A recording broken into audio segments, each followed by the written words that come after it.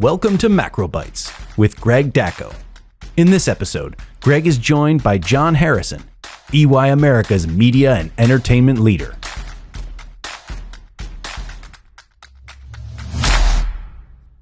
John, thanks for being here. Thanks for having me. Now, we have this very interesting environment on the consumer front. High inflation has meant that consumers are exercising a little bit more scrutiny when it comes to how they spend each additional dollar in their pocket.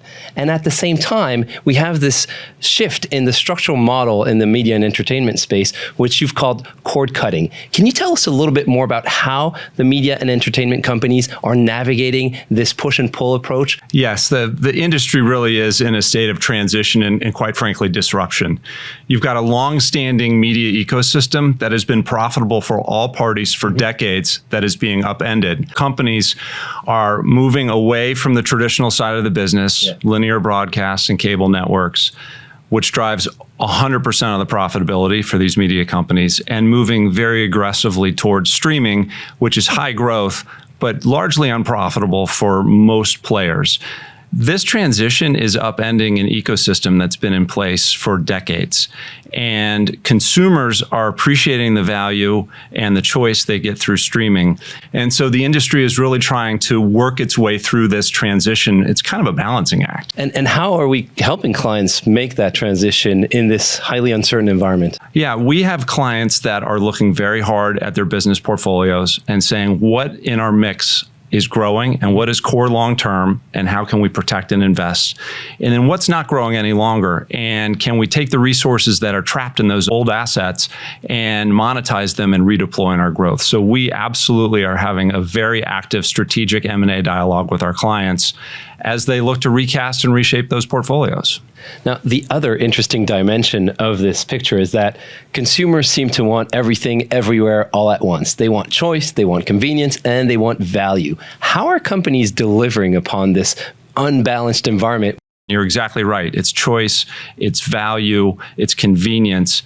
However, the other thing that streaming revolution has done is it has highlighted the cost of video entertainment. Yes. And so consumers are now much more sensitive to what the price they're paying each month for their entertainment services, and they're churning on and off these services very quickly.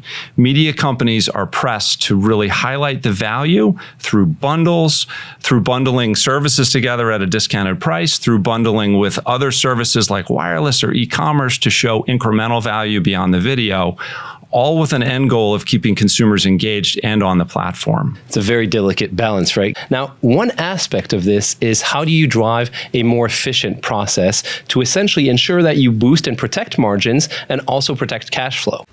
We are working with companies on a variety of strategies to make their front offices more efficient in terms of how quickly they're selling to consumers, how quickly they're bringing new ads to market, oftentimes with the support of generative AI. What are some of the ways in which businesses are adopting Gen AI in the media and entertainment space to drive that?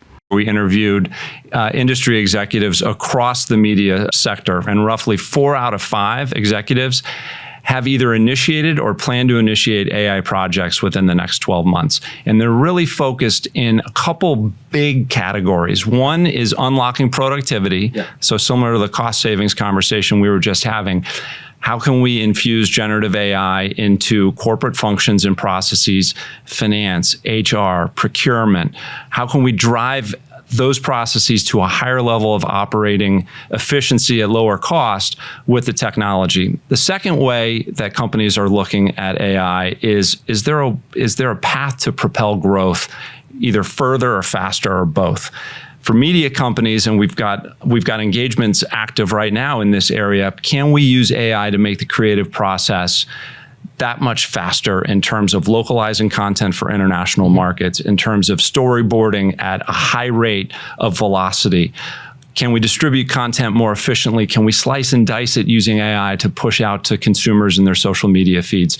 These are all use cases, and there are many more, especially in advertising, that companies are evaluating both from a growth perspective and then also to help that profit and loss statement. Now, in an environment that is challenged by these high rates, the high cost of capital, the cost pressures, the desire to shift from one structural setup to another, there is also consolidation happening in the media and entertainment space. Can you tell us a little bit more about what exactly is happening and what the trends are on that front?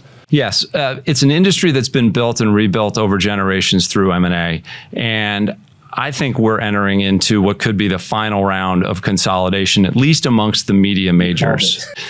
The rationale for M&A, and especially big ticket M&A, is pretty well understood. Companies are acquiring a portfolio of content that's going to be appealing to consumers.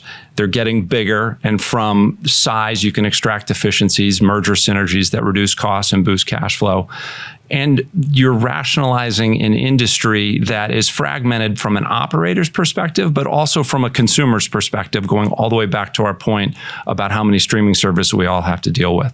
A rationalized industry should make these companies more competitive against some of the digital native behemoths that are really driving the dialogue globally. Now, when you wrap it all up, what would you say are the top strategies in the media and entertainment space for businesses today?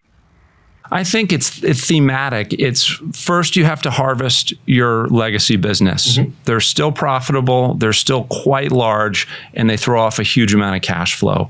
Harvesting that cash flow and redeploying it into the new streaming, bundles, advertising technology, new commercial agreements, entering new markets, moving that cash flow from the legacy side to the growth side is going to be critical. And then I think possibly infusing a little pixie dust on all of that is the responsible adoption of generative AI in both the front and the back offices. So it's a complex strategy, but it's also one that could generate a lot of opportunities in this challenging environment. John, thank you for sharing these insights. This was a tremendous conversation. Thank you so much for having me. Tune in next time for another episode of Macro Bites.